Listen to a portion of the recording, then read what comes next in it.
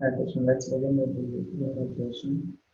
Om Ajnana-timirandasya Jnananjana-shalakaya Chakshurunmilitam Yena Tasmai Shri Gurave Namaha. Shri Chaitanya Manobhishtam Sthapitam Yena Bhutale Swayam Rupaha Kada Mahyam Dadanti Swapadankam.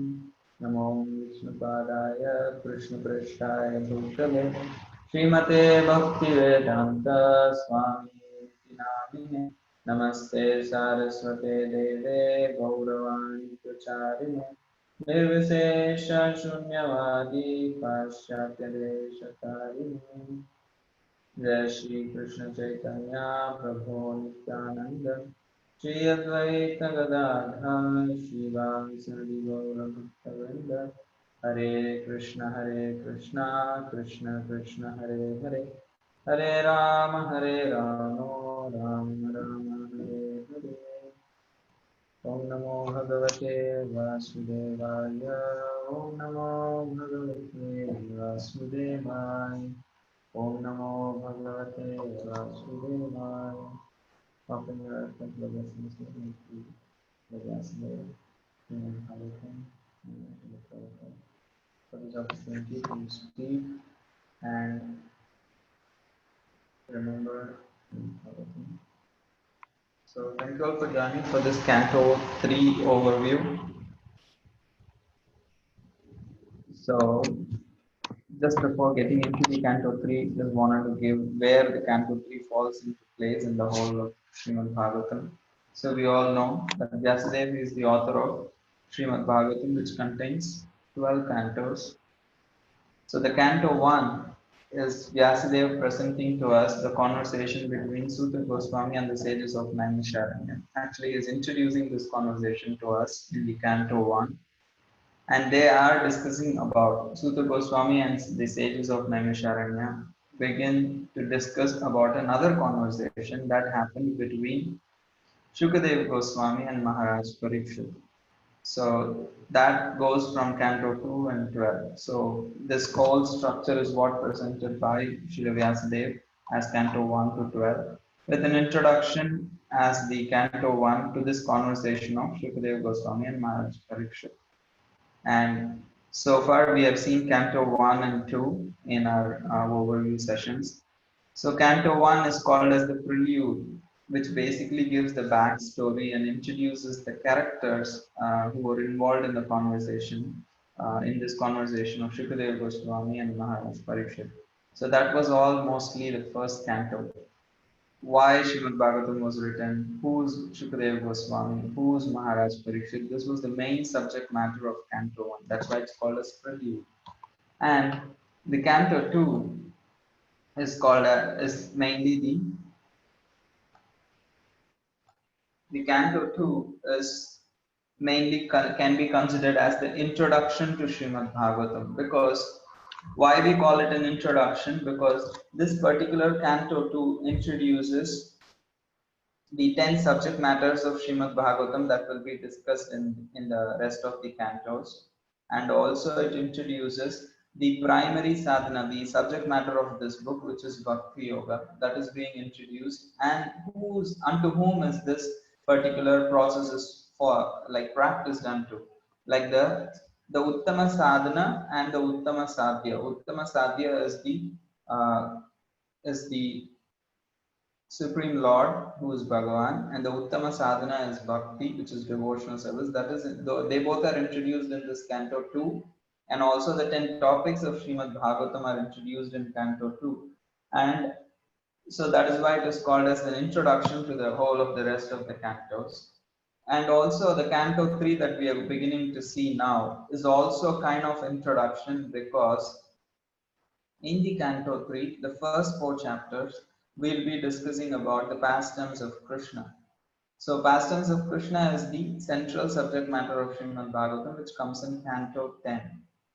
So this particular 4 chapters act as an introduction to the Canto 10, where we will be seeing pastimes of Krishna in more elaboration. So that is why Canto 2 or as a whole and Canto 3, the first 4 chapters together, is considered as an introduction to Srimad Bhagavatam. So in our overview sessions so far, we had seen the prelude to Srimad Bhagavatam, which is Canto 1, and we had seen Canto 2, which is an introduction. So now today we will begin with Canto 3, out of which the first 4 chapters is also considered as introduction to Srimad Bhagavatam. And after that, it primarily deals with creation and secondary creation of the universe along with other topics. But primarily, this Canto 3 will be dealing with Sarga, which is creation, and Visarga, which is called as secondary creation. So, primary and secondary creations are the main subject matters of Canto 3, although we will see other subject matters also out of the 10 subject matters of Srimad Bhagavatam.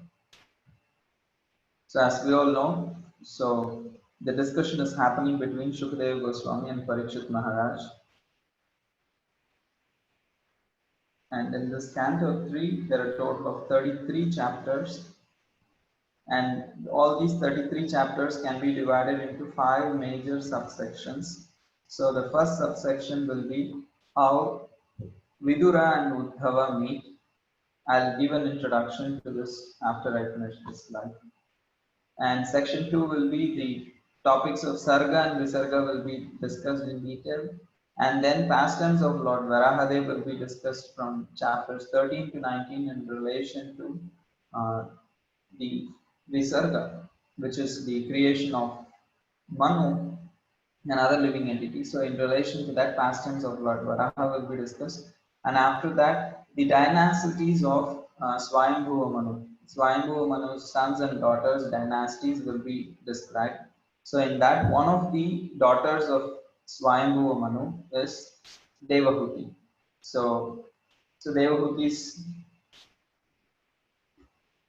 life will be discussed. So that is what Parikshit Maharaj will be inquiring. So Kardama Muni, who is the husband of Devahuti, so it begins with his life and how he is performing penances, and from there it will go to explain the teachings of Kapila Dev. So with this canto will be over. So first is meeting of Uddhava and Vidura, and then meeting of Vidura and Maitreya, where they discuss Sarga, Visarga, pastimes of Lord Varaha, Kardama Muni's life, and teachings of Lord Kapila.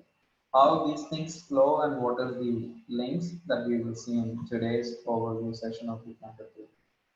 So to set the context again for the Canto 3, we saw in Canto 2, Parikshit Maharaj asked many questions to Shukadeva Goswami and he answered some of the questions. In the course of explaining that conversation, Suta Goswami told the sages that I will explain you about the topic called as Padma Kalpa. Because Padma Kalpa is where in that topic Shukadeva Goswami explained the answers to the questions of Parikshit Maharaj. So he wanted to continue there. But the sages said, we are actually interested in hearing that. But do you mind explaining about the conversation that happened between Vidura and Maitreya before explaining Padma Kalpa? So then Suta Goswami understands that his audience wants to hear a different subject matter about the discussion between Vidura and Maitreya. Because in Canto 1, Suta Goswami explained that Vidura, after meeting Maitreya and discussing spiritual subject matters, came back to Hastinapur to deliver Dhritarashtra. So that is where they heard that this kind of a conversation happened. So from that time they have been thinking, we want to know more. We want to know more. How does or what did Vidura and Maitreya discuss? So that is why they are interested to know about that. So Srila Sutta Goswami says, understanding that his audience wants to hear about Vidura and Maitreya's conversation, he says, I shall now explain to you the various subjects explained by the great sage. He means Shukadeva Goswami in answer to King Parikshit's inquiries. Please hear them attentively. So if you notice, he is not saying, I am going to explain to you the conversation between Vidura and Maitreya. He is saying, I shall now explain to you the various subjects explained by great sage in answer to King Parikshit's inquiries. So he is saying, I'll only explain to you what Shukadeva Goswami spoke to King Parikshit. So how the Acharyas reconcile is, actually Suta Goswami wanted to explain about Padma Kalpa, in which again actually he was about to quote Vidura and Maitreya's conversation. because Parikshit Maharaj asked Shukadeva Goswami about that same conversation. But since they asked it ahead, so he's saying, yes, the same question was asked by Parikshit Maharaj in relation to these topics answered by Shukadeva Goswami about the conversation between Vidura and Maitreya. So we are in line, so I'll explain you that particular topic as Shukadeva Goswami explained it to Parikshit Maharaj. So that is where we come to the beginning of Canto 3, where Shukadeva Goswami is sitting here on the banks of Ganges to speak to Parikshit Maharaj, who has been fasting and has decided to fast until his death. So here he is trying to explain the answers to the questions of Parikshit Maharaj that he had asked in the previous canto in the chapter 8. So Sudha Goswami is saying that Shukadeva Goswami and Parikshit Maharaj also discussed about the meeting of Vidura and Maitreya. So he begins to narrate this conversation. So that's where we come to this first major subsection of Canto 3, which is the chapters 1 to 4. It is titled as Meeting of Uddhava and Vidura. We will see what else happens in that conversation. So in the chapter 1, Shukadeva Goswami begins speaking to Parikshit Maharaj about how Vidura once left home and to go on a pilgrimage, and then he met Maitreya Muni. So there Parikshit Maharaj stops him and asks, where and when did the meeting and discussion take place between Vidura and Maitreya Muni? So where did they meet and when did they meet? Please explain these details also. So Shukadeva Goswami explains, when say there could be two ways of answering this question. When did they meet? You can say on July 27th evening 7 p.m. they met. That could be one way of answering when. But the other way of answering when is after he ate dinner, he came and met him. So we place an event. Instead of a time, we can say that after this event happened and then he did this. So similarly, Shukadeva Goswami is taking the second logic of when did this happen? He is not giving a particular year or time. Rather, he is saying this particular event happened after which this meeting happened. Like that, he will go. That's why he is going back in time to explain the background of why did Vidura leave home. So that is what we will see in the chapter 1, that why do Vidura leave home and go on a pilgrimage. And in short, to explain, Duryodhan insults Vidura. So Vidura gives up the palace of the Kuru dynasty and he goes on a pilgrimage. During the pilgrimage, he meets Uddhava, who is the cousin of Krishna. Uddhava is the son of Vasudev's younger brother, who that means he becomes his cousin. So Krishna's cousin, his appearance was very similar to Krishna, and he is considered as the foremost of all devotees in Mathura and Dwarka. That is why Krishna chooses him to send him to uh, go to Vrindavan to meet the gopis as a messenger. So that very same Uddhava, Vidura meets him on the banks of uh, Ganges. And Vidura inquires Uddhava about Krishna and Yadus and the Kurus. So this is the first chapter. So now that he meets Uddhava, he wants to know about Krishna and the other Yadu dynasty. And he also asks them about the Kuru dynasty because he had left home before the war of Kurukshetra. He doesn't know what happened in the war of Kurukshetra, who won, who died, who finally owns the kingdom. He didn't have any information, so he was asking that about to Uddhava. And then in the chapters 2 and 4, Uddhava remembers Krishna because now Vidura asked about Krishna. So Uddhava remembers Krishna and he specifically remembers the pastimes of Krishna in Vrindavan and outside Vrindavan that he performed in Mathura and Dwaraka. So after remembering Krishna, he informs Vidura that the very dear Lord of our hearts, Lord Krishna, has actually disappeared from this world. And also the Yadus had disappeared from this world. So he explains this to Vidura. So Uddhava, when Vidura wants to know more about what did the Lord teach Uddhava personally before leaving this world, he says, actually, I was deputed to go to Badrikashram by Krishna. So I am on my way to Badrikashram. So it will take time for me to explain everything that the Lord told me. But when the Lord spoke to me, there was also Maitreya Rishi along with me hearing. So he lives nearby. So why don't you go and meet Maitreya Rishi for knowing the answers of your questions? So Vidura meets Maitreya at Haridwar. He travels down and then goes to Haridwar. And this brings us to the section 2 of the Canto 3. So in the section 2, we will be seeing now how, now that Vidura has gone to meet Maitreya, so what do they discuss? So the first 4 chapters are setting the background for the conversation between Vidura and Maitreya. But now that they have ultimately met with each other, what do they discuss? That discussion is explained, that begins in the section 2 from chapter 5.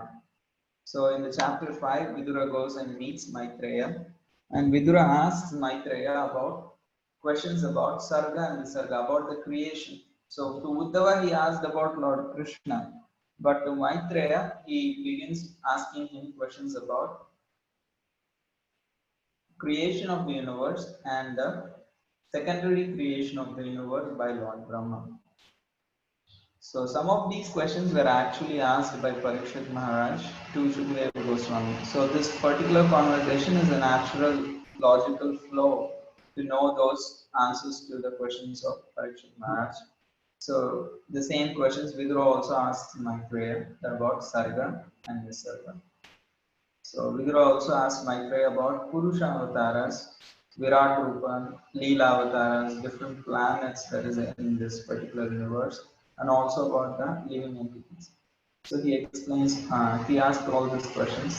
So these are explained in different chapters of Canto 3. Today we will see an overview of Canto 3 quickly, because however detailed we see now, again when we go into the chapters, we will have to anyway give a context. So we will see more overview, a very quick brief overview, and then get into chapter 1. So the pastimes of Purusha avatars is explained in fifth chapter, and the development of Virat Rupa or the universal form is explained in chapter 6. And he asks another question to Maitreya about how can the Lord, who is spiritual, be connected with the three modes, which is material. How is the pure soul engaged in ignorance or missions? Why does the jiva suffer though the Lord is situated in his heart? So this is all related to the Lord and the jiva. So he explains how Maya and the gunas are powers of the Supreme Lord. It is coming from him, so they cannot overpower him. They belong to him, they are under his control. So even if he is engaging them, he will not be affected. And distresses of the jiva is due to misidentification. It is not like the jiva becomes, the soul becomes a matter or anything. Rather, the soul's misidentification with matter is what is the cause of its distress, and it can be given up when that misidentification is rectified. So, and he asked another question. So, he inquires about vibhuti, that means opulences of the Supreme Lord. Visarga, which is secondary creation, about Manus and the different planets, Varnashrama, and that. And if you refer to Canto 2, Chapter 8, you will see that Parikshit Maharaj also asked similar questions to Shukadeva Goswami. So here in this conversation, some of those questions are being answered. So in reply to this question, Maitreya explains the appearance of Brahma, Brahma's prayers, Lord's reply to him, and Brahma creates 14 planetary systems. This is essentially this circle.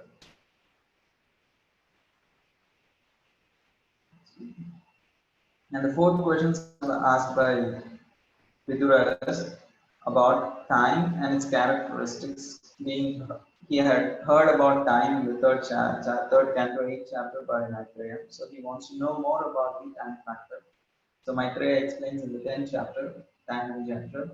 And in the 11th chapter, calculation of time and lifespans, etc. These things are discussed in the 10 and 11 chapters.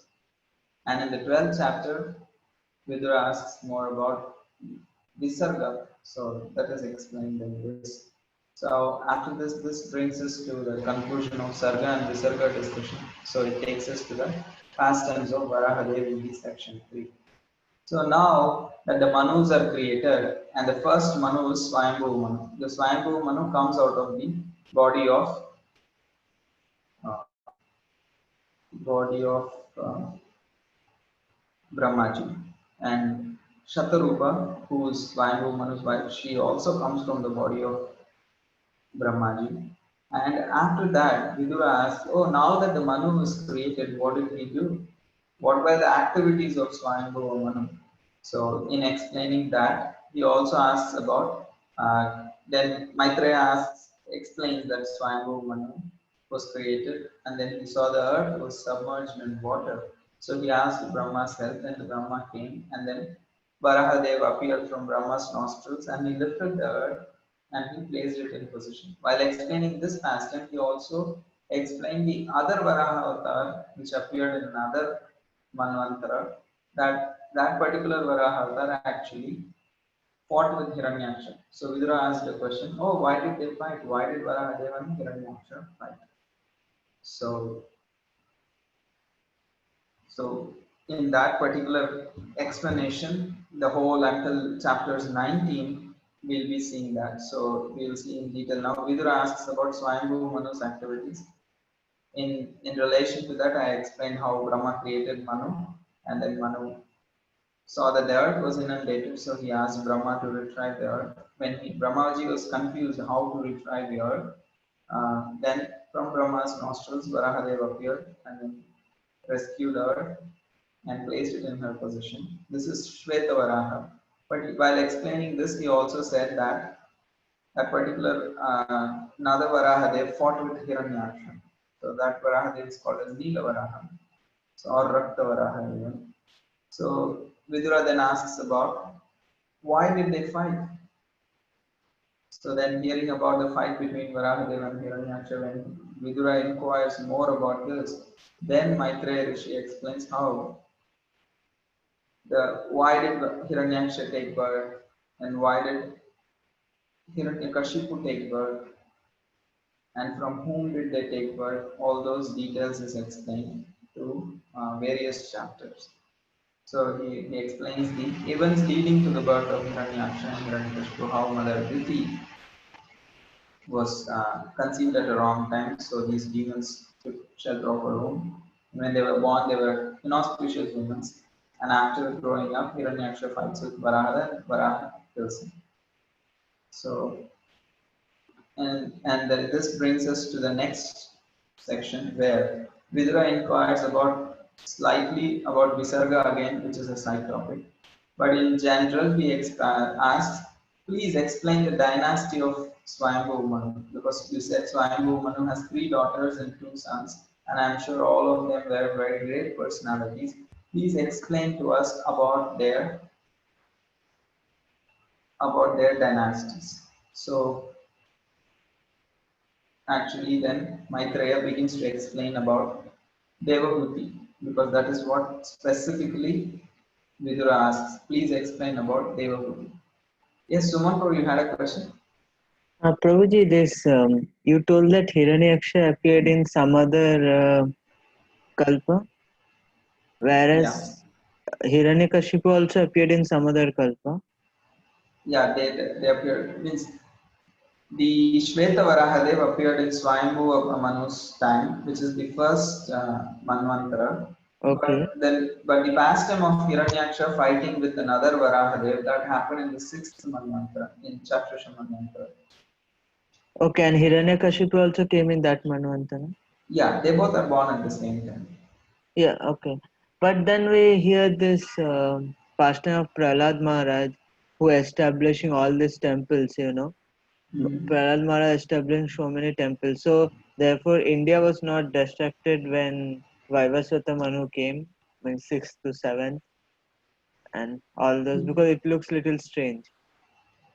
Yeah, I understand what you're saying. like there are also different places of pastimes. So there some say Ahobilam is the place where Yes. Prahlad Maharaj was rescued. There are other places also where it is said, They or told this is where. Simachalam from top, So he was thrown. Yeah, they yeah, say so different there are different places. places. So then it is only reconciled by Acharyas through Kalpabhed. Different Kalpas, the Lord appears in different places like that. And the deities were like considered there from that time. So it's, Okay. if I cannot prove you archaeologically how it is possible, but yes, these are the different places where the Lord performed pastimes, and the Sthala Purana also says that, and the deities are considered to be coming from those times. And the way to reconcile this mostly is the Kalpa way, that the Lord's pastimes happen in different Kalpas and they happen in different places. Okay. But Ravan and Kumbhakarna and Shishupal and Dantavakra are in this kalpa only, right? Yes. Okay. Okay, Prabhu, thank you. So Devahuti, his pastimes will be discussed from chapter 21 of third canto to the first chapter of fourth canto. So Devahuti is the one who got married, who is the first daughter of Swayanbu Manu, and she is married to Kardama Muni because Kardama Muni is performing penances in the forest, desiring for a suitable wife. So Manu goes with Shatarupa and their daughter and offers Devahuti to Kardamamuni. And Kardamamuni was pleased with Devahuti's service even though she is the princess of the king of the world. So she serves Kardamamuni very faithfully in the forest, performing austerities. And in this way, when she pleases Kardamamuni, Kardamamuni becomes very touched by her service and offers her to give some benedictions. So, and fulfills her desires by enjoying with her in a mystic flame that he creates for 100 years. And after that, Devahuti gives birth to 9 daughters, and Kardama Muni had taken a vow that as soon as she has a child, he will take sannyas. So he is about to leave, but Devahuti appeals actually, you have to give me a son, and then you can actually take the initiation. So he accepts that. And when Lord Kapil Dev appears in the womb of Mother Devahuti, so then Brahma glorifies them for having such a great son. And when he is born, then he marries away the daughters, all the 9 daughters. And then when Kapila is born, Kardamuni renounces the household and takes to for again the life of forest. And after Kardamuni leaves, Devahuti asks Kapila Dev, who is her son, about because she, even though had a great association with Kardama Muni, that Kardama Muni was a great advanced soul, she was very affectionately attached to him as in the relationship of husband and wife. So she never inquired about the subjects of absolute truth from her husband. So now she understands that I missed the opportunity. So even though now again I have my son and she loves her son, she understands my son is a supreme personality of Godhead. So I will not miss this opportunity to ask him about the absolute truth, to actually deliver myself from this material life. Let me take this opportunity. So this time, overcoming affection, even though she is still affectionate to her son, overcoming that, she accepts him as her spiritual master, and Devahuti asks various questions to Kapildev, and that is the whole discussion. And what he teaches to his mother is the whole discussion from chapters 25 to 33, which is called as Teachings of Lord Kapila. Prabhupada wrote a whole book on these chapters from 25 to 33 teachings of Lord Kapila that he gives to his mother Devahuti. So she asks a lot of questions actually. So the first question she asks is, "Why am I bewildered by Maya? Please dispel my illusion." So then, in response to it, Kapila explains about Adhyatmika Yoga and also specifically explains about the superiority of bhakti and the characteristics of devotee. In this way, she asked multivarious questions. I think instead of going to those details, which anyway we might forget before we come to those sections after like 25 chapters we see. We better go into the Canto 3, Chapter 1, which is the first chapter of this particular canto. So, anyone has any questions at this point of time?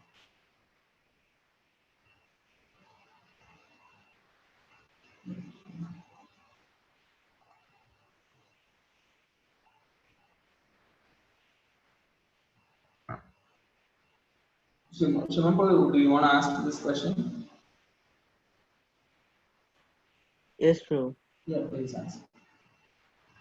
So you were mentioning, I remember when you were discussing the 10 subjects matters, that some commentators say from here the Bhagavatam starts, everything is prelude, but then if I'm not wrong, Jiva Goswami mentions that no, the 10 subjects matters are everywhere, so as such the Bhagavatam doesn't start from here. But again, like today you were saying that first and second are like prelude till the fourth chapter of third canto, and then the Bhagavatam starts. So I'm unable to reconcile. Okay, so Vishwanath Chakravarti Thakur and Jiva Goswami take both the stands. How it is right? What Jiva Goswami says as wrong is to exclude to say that Canto 3 exclusively speaks about Sarga, and like that Sarga Visarga, like that, to just what many people did in the past was they started rejecting Canto 1 and Canto 2 as part of Srimad Bhagavatam. Their logic was Srimad Bhagavatam discusses 10 topics, so that means it starts from Canto 3, 4, 5, 6, 7, 8, 9, 10, 11, 12, which is 10 cantos. And they say it's all discussed in the order, like Canto 3 discusses Sarga, Canto 4 discusses Visarga, like that. So they give that this is the whole Canto 10s, and that is why 1 and 2 is not part of Bhagavatam, so and they try to reject it. So that is why Jiva Goswami takes this stand that it is not right. That to say that this particular canto only discusses about Sarga and canto 1 and 2 is a later addition, that is a wrong conception. So he says canto 1 and 2 is also part of Srimad Bhagavatam. If you see, canto 2 also discusses a little bit of Sarga. If you remember the canto 2, chapter 5, it discusses about creation. So Jiva Goswami says all the different, even though the Canto 2 is the place where it is introduced that Bhagavatam has 10 subject matters and they are Sarga, Visarga, and so on. And from there the discussion continues, even though that is the place which is introduced, but you can't say that Canto 1 and 2 is not part of Bhagavatam. So to counter that particular argument, he says everything is discussed in all the cantos, which is true. But he also agrees that primarily Sarga and Visarga is discussed in Canto 3. But some people say no, it is exclusively only discussed here. So that is what is the objection. Thank you, bro. Hare Krishna. So today now we saw kind of an overview. So the overview for Canto 3 to summarize very briefly is the sages of Naimisharanya were speaking about the discussion of Shukadeva Goswami and Parikshit Maharaj. And in the course of that, they were about to hear about Padma Kalpa, but the sages wanted to know from Sutta Goswami more about the conversation of Vidura and Maitreya. So Sutta Goswami said, yes, I'll now explain to you how Shukadeva Goswami explained the conversation between Vidura and Maitreya to Parikshit Maharaj, because Parikshit Maharaj also asked about Vidura and Maitreya conversation. So he begins to narrate that conversation to the sages, and we saw how there are 5 sections. And in the first section, Shukadeva Goswami explains that Vidura leaves home. So Parikshit Maharaj asks, why did he leave home, or where did he go, and when did he leave?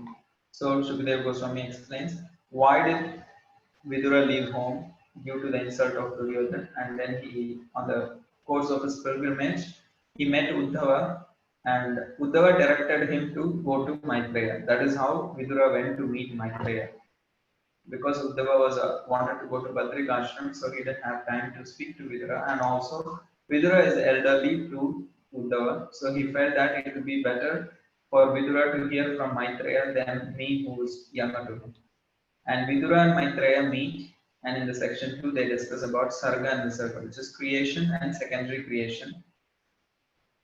And after hearing about this topics of Sarga and Visarga, during the course of hearing that, Vidura asks Maitreya Rishi that please explain the activities of Manu, Swayambhuva Manu. Then Swayambhuva Manu was explained by Maitreya Rishi. Maitreya Rishi said Swayambhuva Manu, when he was created, the earth was deluged in water. So he asked for help. So Shvetavaraha came and then lifted the earth. In the course of explaining this, Maitreya also explained about the Raktavaraha who appeared in Shakshusha Manvantara to say, and he fought with Hiranyaksha. So he becomes curious. Oh, why did how did the fight between Hiranyaksha and Varahadev appear? And he takes 6 chapters to explain that. And after that pastime is explained, Vidura continues to ask the question about, okay, you explained about what happened in Swayambhuva Manu's life. Explain about the dynasties of Swayambhuva Manu, that he had 3 daughters and 2 sons. So who are they? What did happen there? What happened in their lives? And he specifically asked, please explain about Devahuti, his first daughter. So then Devahuti's life is explained in the section 4 and 5 of Canto 3, which is chapters 21 to end of Canto 3, which is chapter 33. Here, Maitreya Rishi explains how Kardama Muni was performing penances in the forest and was praying for a suitable wife. So Swayambhu Manu brought his daughter and offered it to Kardama Muni because he's very qualified for his daughter.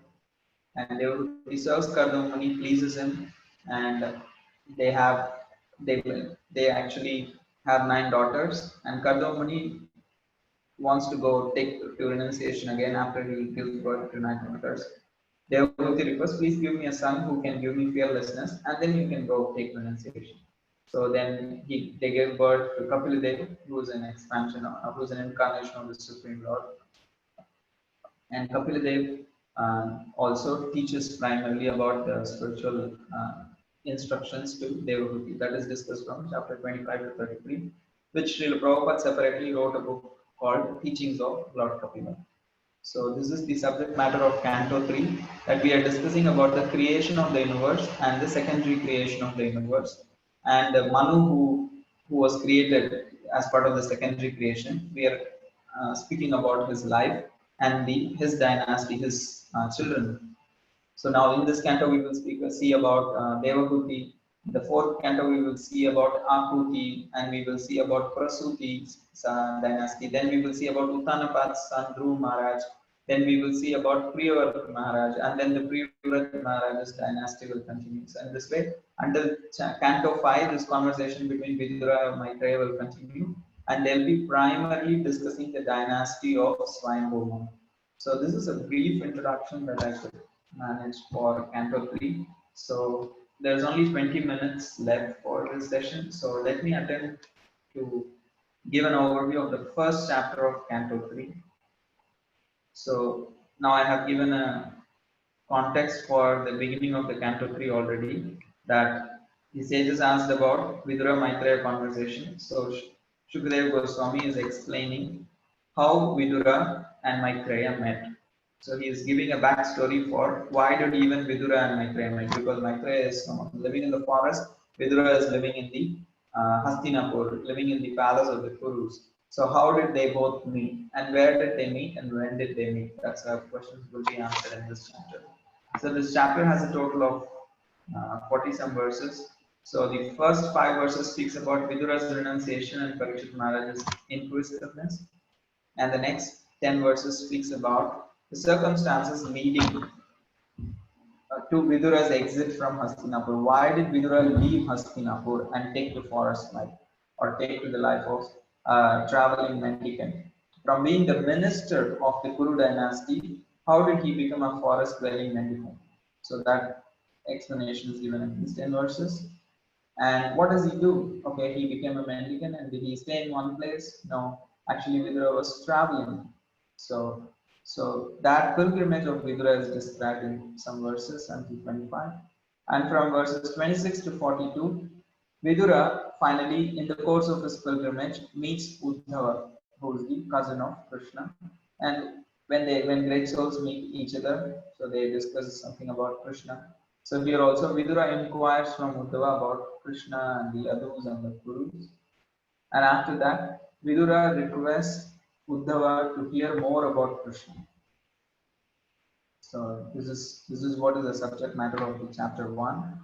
Because the sages wanted to know about Vidura Maitreya conversation, Shukadeva Goswami is narrating the events leading to the conversation between Vidura and Maitreya. Vidura and Maitreya does not meet right from the beginning of the chapter 1. They meet later. But here, Shukadeva Goswami is going to explain the events that led to the conversation between Vidura and Maitreya. So Shukadeva Goswami is telling Parikshit Maharaj, this is the first verse of the Canto 3, Chapter 1. So Shukadeva Goswami is the speaker here, and Maharaj Parikshit is being uh, told by Shukadeva Goswami. And this whole thing is being discussed by Suta Goswami and Shaunaka Rishis, which is presented to us by Vyasa. So the first verse, Shukadeva Goswami glorifies Vidura's renunciation. He explains that Vidura renounced his prosperous home. He was the minister of the Kuru dynasty, lived in the palace of the Kurus, and still he gave up that prosperous home and entered the forest where he met Maitreya Rishi and asked all these questions you are asking in the previous chapter 8. Parikshit Maharaj asked a huge list, almost like 25, 30 questions. And Shukadeva Goswami says, some of those questions that you just asked, all those questions were asked by Vidura to Maitreya when he left his home and entered forest, and there he met Maitreya Rishi and asked these questions. And he also explains what kind of a prosperous home it was. It was not just prosperous because they had more wealth, but the real prosperity of the home of the Kurus was that Krishna considered Pandava's home as his own and entered without invitation. So that is how the Kuru dynasty's palace was considered more very prosperous, because Krishna considered it as his own place. Even though he neglected the house of Duryodhana, he surely visited the place of the Pandavas and Vidura also. And then Parikshit Maharaj becomes interested. He says, "Oh, you said that Vidura and Maitreya met. So where did they meet and when did they meet? Please describe those details also." So then he says, the reason why I'm asking is because I know the questions asked by someone as great as Vidura must be very important. So please explain the details of that discussion. Nahi alpartayo dastasya vidurasya amalatmanah tasmin variyasi prashnaha sadhuvadopavramhita. He is explaining that someone very great like Vidura, amalatmanah, who is very, very pure soul, that kind of a personality, whatever he asks, it will be nahi alpa artha udayastasya. Whatever he asks will not give a rise to alpa, means insignificant things. It will be very significant for one's life to know these questions of and answers to those questions of Vidura. And he's high, I'm sure, variyasi prashnaha. Those questions were highly purposeful, and they were highly purposeful and were leading to very significant effect in one's life, and also they were approved by learned circles. Sadhu vado brahmhitara. So that is why I want to know more about these questions that Parikshit Maharaj Vidura asked to Maitreya, and how does that discussion happen. That is why I'm interested to know. Parikshit Maharaj says. Shukadeva Goswami, very pleased with the mood of Parikshit Maharaj, says, I will explain, please hear attentively. So in this way, the first 5 verses concludes, and then now Shukadeva Goswami is explaining to Parikshit Maharaj about the circumstances that led Vidura's exit from Hastinapur. So he explains that what kind of atrocities that were performed by Dhritarashtra and his sons, which led Vidura to speak against them and which angered Duryodhana. So that is why he is giving what are the things which were done by Dhritarashtra, because he could have said that Vidura actually said Duryodhana is inauspicious, give him up. But he is giving reasons why, how inauspicious he is, how bad he is, that he is explaining in these 4 verses. So he is saying that very interesting to note that in all these verses, Shukadeva Goswami holds Dhritarashtra as the responsible person for all the atrocities that happened. Very interesting to note. Even though some of these or all of these were planned by Duryodhan and his party like Shakuni and Karna, and they were executed by those people, and Dhritarashtra was just a silent spectator to all this. Still, Shukadeva Goswami here holds Dhritarashtra 100% responsibility for responsible for all those instances. So the first one he says Varanavat episode where they build a house of lac and then send Pandavas for a retreat so that they can burn them down along with the house. So they even set fire to that house. So he says blinded by the affection towards his dishonest sons. He actually set fire to Lakur house to burn his fatherless nephews, the Pandavas. Dhritarashtra did not do this planning. Dhritarashtra did not set fire. He was told by Duryodhan, if you won't send the Pandavas to Varanavat, I will commit suicide. So he blackmails his father and gets him to agree, and that's why Dhritarashtra invites Yudhishthira Maharaj and tells him, you all go to Varanavat for attending a festival. So because Dhritarashtra, in spite of knowing that this will harm his fatherless nephews, still he agreed to do. He could, if he wanted, he could have stopped it because he had the power to stop that. That is why Shukadeva Goswami is holding Dhritarashtra as the most responsible person here.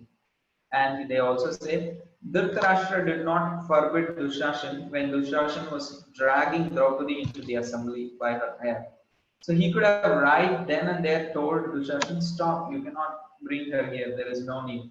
No, he did not stop Dushashan, not while dragging her. Later, when he tried to disrobe her, still he did not say anything.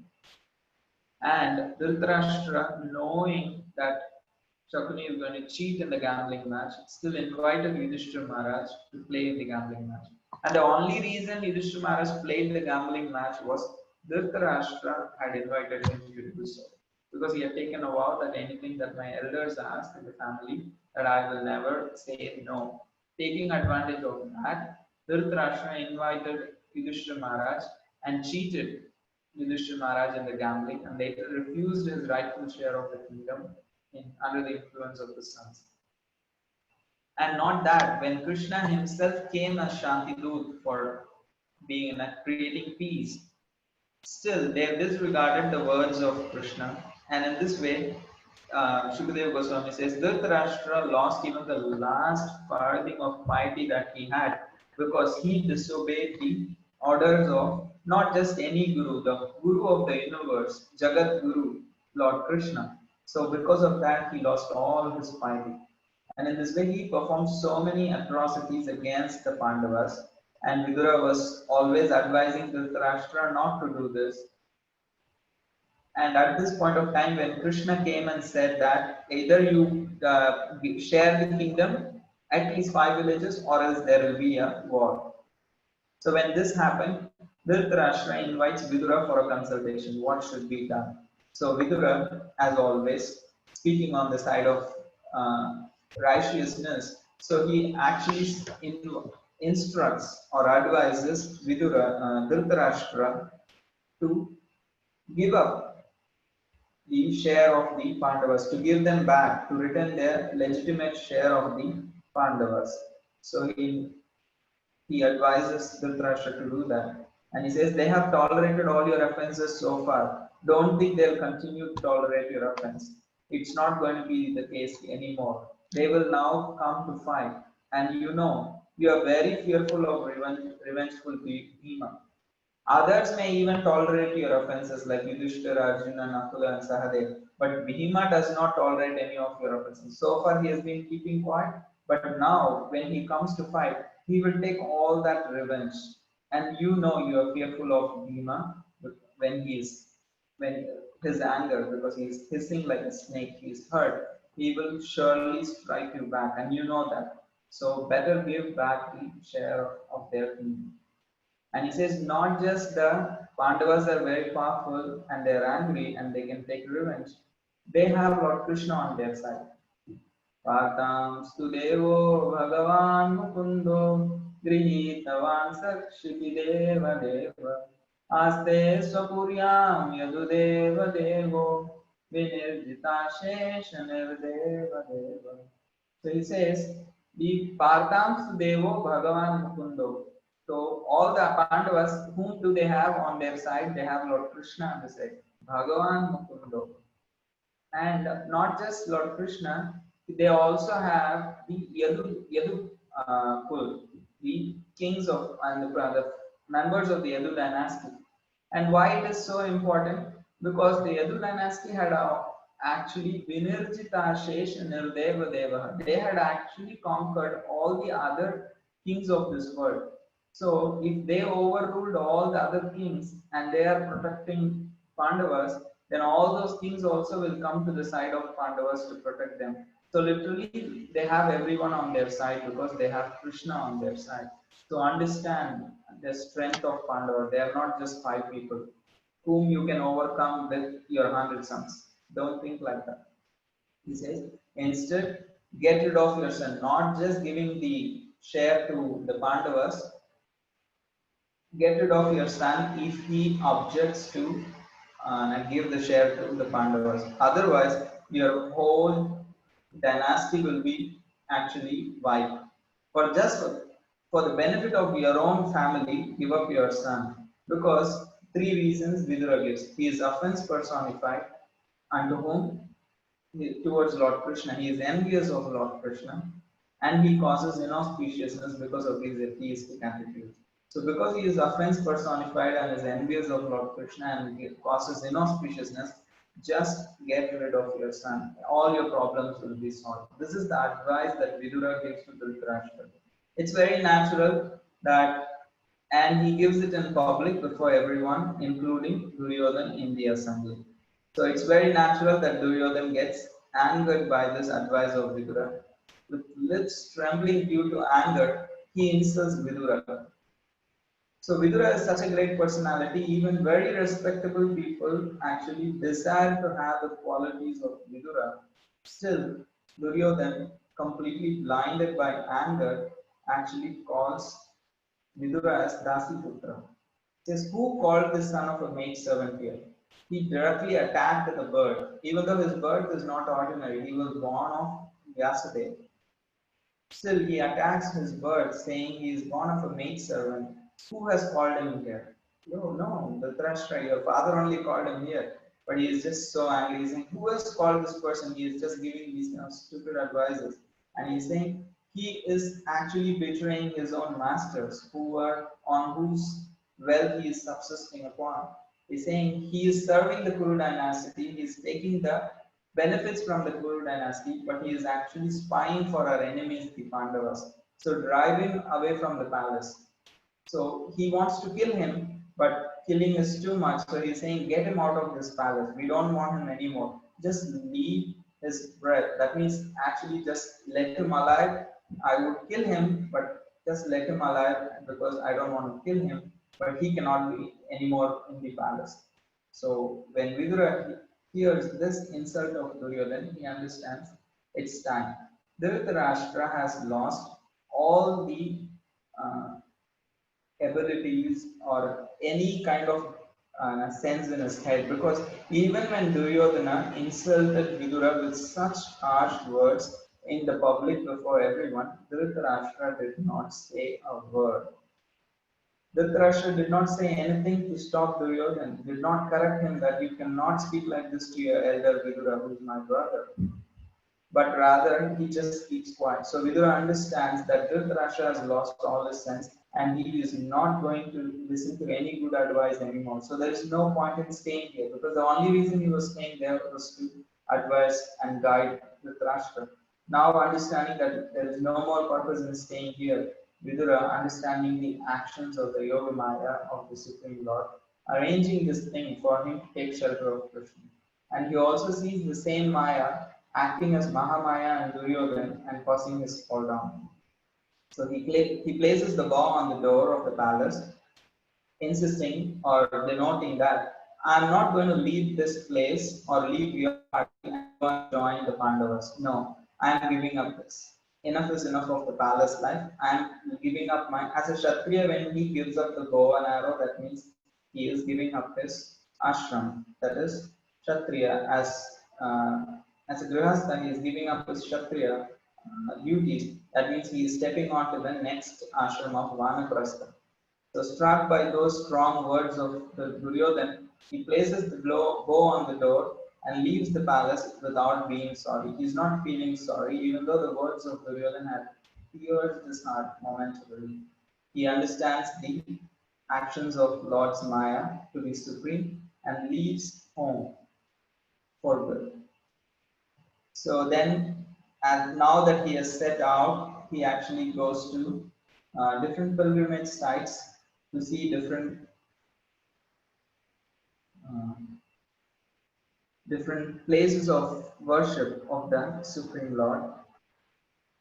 So to get higher pious credits, Vidura actually travels to holy places where many deities were worshipped, and he travels alone thinking only of Krishna. In many places, he travels to many cities, many villages, and wherever different deities of the Supreme Lord were being worshipped, he travels to all those places. And during his travel, his conduct as an ideal pilgrim is very pure. He was completely independent of any mundane occupation, and he is completely always sanctified. He was sleeping on the earth, performing austerities, dressed as the mendicant. He is unseen by the relatives. He did not deal with them. He was alone always, and he performed vows, and all this he did only to please the Supreme Lord Hari. So he made Krishna as the focus of his life. And then he reached, in the course of his pilgrimage, he reached a place called as Prabhasha Kshetra. So this place is in today's Gujarat, in India. So he reaches this place called Prabhasha Kshetra. So this place is very important because this is the place where all the Yadus actually give up their body. So at this time, when Vidura reached Prabhasha Kshetra, already the Kurukshetra war is over, and Yudhishthira Maharaj has become the king of the entire earth. So at the Prabhasha Kshetra, Vidura comes to know that all his relatives, the Yadu dynasty, had passed away due to a fight, internal fight, just as an entire forest is burned due to the fire produced by the friction of bamboo. Similarly, fighting amongst themselves, all the Yadus killed each other. Knowing this, in grief, he silently proceeded west. He goes ahead and he visits all the 11 places of pilgrimage on the bank of river Saraswati, which is flowing westwards. And he also visited many temples and deities of Lord Vishnu established by great souls. So, in the course of traveling, finally he reaches the banks of Yamuna while traveling. So, passing through various provinces, Vidura finally reaches the bank of Yamuna, and that is where Uddhava is there. And he meets Uddhava on the banks of Yamuna. So Krishna had just left this world. So Uddhava is planning to go to Badrikashram. So at that point of time, Vidura meets Uddhava. So Vidura is affectionately embraced by Uddhava. And Uddhava is the disciple of Brihaspati, who is the friend of the very closest relative and friend of Lord Krishna. And understanding that Uddhava is the perfect person to ask about what happened in Prabhasa Kshetra. So he is inquiring about Krishna. So interestingly, if you see from the verses 26 to 45, Vidura speaks about and asks Uddhava, oh, how is Lord Krishna doing? How is all the different Yadus are doing? How is Vasudeva, Pradyumna, Ugrasen, Samba, Yudhana, Krura, Devaki, Aniruddha, how are they all doing? Even though he just knew from Prabhasa Kshetra that they all passed away, still he asked how are they still doing. So Jiva Goswami writes, this is not because Vidura was it is not like a useless question. He's saying Vidura is actually it's an emotional question. He knew that they all don't exist anymore, but still he could not completely accept that. And rather, he wished what if they just were still there. And he also did not want it to start in a very negative note. So he wanted to hear from Uddhava if there is anything else that he could know, because Uddhava is also part of the Yadu dynasty. Now he's seeing Uddhava, that means maybe others are still alive, some of them may be alive. So that's why he's instead of asking directly, oh, did everyone die? So he's asking, how are they doing? So first he asks about Krishna, Balram, and the many different personalities in Yadu dynasty. And then he also asks about Kuru dynasty. He asks about how is Pandavas, how is Kunti doing, and he simply laments to Dhritarashtra. He says he got me out of his home, but even though I was his well-wisher, so bad for him. What can I do? And he says, but now I am actually happily traveling. I took that as an opportunity as a benediction. And he's saying, I'm not astonished at this action of Lord Maya because he wanted to relieve me of the burden. So he says, I know Lord's greatness, and by his own grace, I know his greatness, so I completely accept his plan. So he says Krishna actually refrained killing the Kurus personally. He could have killed them for all the atrocities they performed against the Pandavas. But he was using the Kurus as the Kauravas as an instrument to collect all the various nefarious things of this world, to collect them in one place and kill them in one shot. That is why he was tolerating. And somebody may ask, why is the Supreme Lord, who is all full of knowledge and bliss, involve himself with all these activities in the material world? So Vidura explains two reasons. That the two reasons for the Lord's appearance: to kill the wicked people and to act in a such a way to attract all kinds of people like Gyanis and Bhaktas. अजस्य जन्मोत्पतनाशनाय कर्माण्यकर्तुर्ग्रहणाय पुंसां नन्वन्यताकोऽर्हति देहयोगं परो गुणानां प्रकर्मकं. So he explains how the Lord appears for the sake of annihilating the upstarts. Utpataya nashanaya. Utpata is upstarts, and Nashanaya is annihilation. And also, even though he is transcendental, even though he is unborn, he has no activities to do. Still, he performs various transcendental activities for this purpose of attracting the devotees. So there is no other purpose for the Lord's appearance. And this is the last verse of this chapter. So he says, Tasya prapanna kila lokapana avastitana manushashamasya ardhaya jatasya yadu sujasya vartam saketi prayatirthakete. He says, oh my friend Uddhava, please therefore chant these glories of the Supreme Lord, who is meant to be glorified in the places of pilgrimage. I have just asked you about Krishna and the Yadu dynasty and the Kuru dynasty. Please speak about the Supreme Lord. He is unborn, yet he appears by his own causeless mercy upon the surrendered devotees. Only for the interest of the surrendered devotees, he appears in the family of unalloyed devotees like Yadus. So his glories are to be chanted, especially in a place of pilgrimage like this. He say, I have gone to all kinds of pilgrimage sites and finally I am here. But the best place of pilgrimage is the lotus feet of Lord Krishna. So I bathed in almost all the holy places. Now bathe me in the holiest of all holy places, which is speaking about Krishna. In this holy river of glories of Krishna, please bathe me in that. So in this way, Vidura is asking Uddhava to speak about Krishna, Yadus, and the Kuru dynasty. So this is where the first chapter ends. From the next chapter, Uddhava will speak about the pastimes of Krishna until the third chapter, and then he will direct him to go to Maitreya in the fourth chapter. So we will see in the coming weeks those details. So it's already a little past, or 5 minutes past 8. So sorry for going overboard. Thank you for joining today. If you have any questions, we can take. Those who would like to take leave can move on. But if you have any questions, we can take the questions now.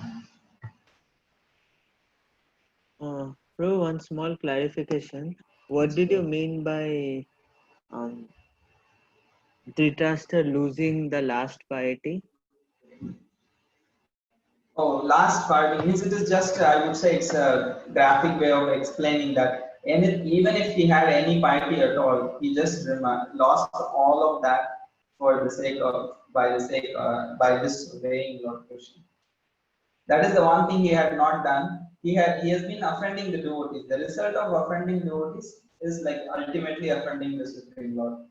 But still he entered fire and he could give up his body like that. That is because of the mercy of Vidura. He got the mercy of devotee again, Okay. and that is why it is said in the first canto why he did not take the path of bhakti, even though Vidura was telling him to focus on Krishna. Ultimately, he understood my brother cannot do this because he had offended so much Mm-hmm. the devotees or Pandavas, so that he Mm-hmm. could not take to the path of bhakti directly. He lost that opportunity because of his offense to Pandavas. That's why he had to take to the course of Ashtanga Yoga and merge in Brahma. Thank you very much, Prabhu. Hare Krishna. Dhanwad. Thank you all for joining today. We will continue in the next week. That's what we can do. Thank you. Hare Krishna. Thanks, Prabhu. Thank you.